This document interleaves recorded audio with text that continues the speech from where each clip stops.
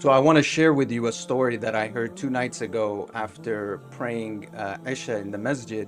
My teacher shared a story about Umar ibn al-Khattab, the second Khalifa of Islam, and about a delegation that was coming to him from Iraq. And so the leader of this delegation, his name was Ahnaf ibn Qais, radiallahu anh, and he was very honored among his people and honored also with the Muslims themselves. So they were coming to meet Umar in Medina, and it was an extremely hot day. And as they came closer to where he was at, they could see that he is standing there fully immersed into some liquid that he's starting to wipe on a camel. And they're in shock. Like, what is the commander of the faithful doing, fully immersed on this hot day, wiping down a camel with his bare hands?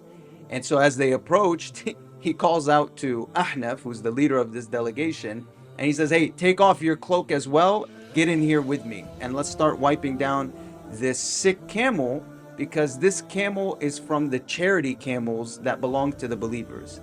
And it's not only just the believers, but it belongs to the orphans, it belongs to the poor, and it belongs to the widows.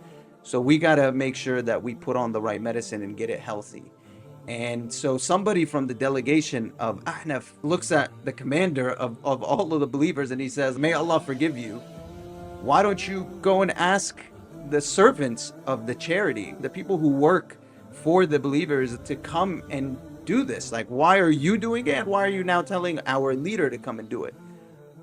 And so Umar, this is the amazing part of leadership that this is why I wanted to share this with you. But it's true leadership principles that are embedded in our faith if we just look for them.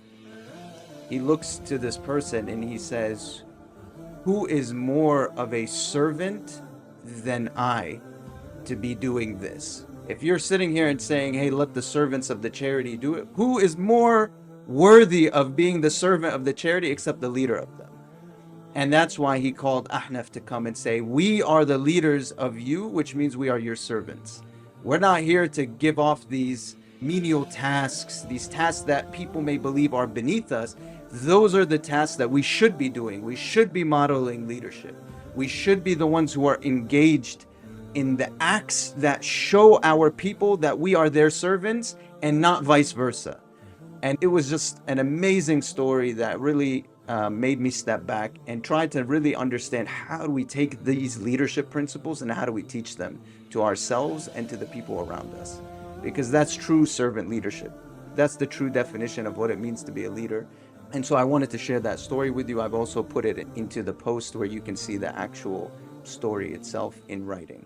So let's rise together